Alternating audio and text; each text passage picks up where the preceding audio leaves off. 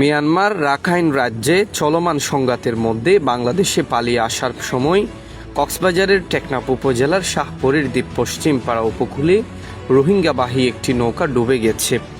এ ঘটনায় স্থানীয় জেলেরা 18 জন রোহিঙ্গাকে জীবিত উদ্ধার করেছে।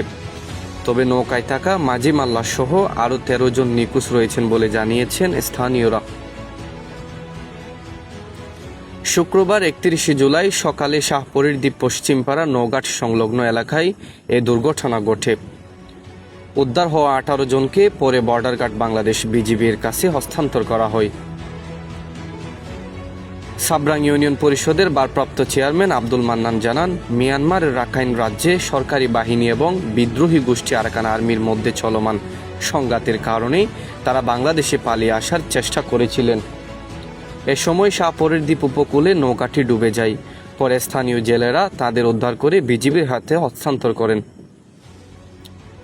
স্থানীয় জেলে মোহাম্মদ ইসমাইল বলেন, সকালে 31 জেলে আরোহী নিয়ে একটি নৌকা ডুবে যায়। আমরা 18 জনকে উদ্ধার করতে সক্ষম হয়েছি, তবে আরও 13 জন এখনও নিখোঁজ রয়েছেন। উদ্ধার হওয়া ব্যক্তিদের মধ্যে কোনো নারী বা শিশু নেই।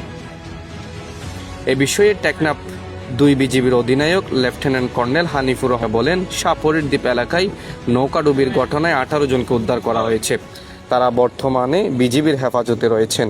কী কারণে তারা বাংলাদেশে এসেছে তা বাছাই শেষে বিস্তারিত জানানো হবে। মোহাম্মদ শরীফুল ইসলাম শরীফ, দ্য স্টার টিভি 24।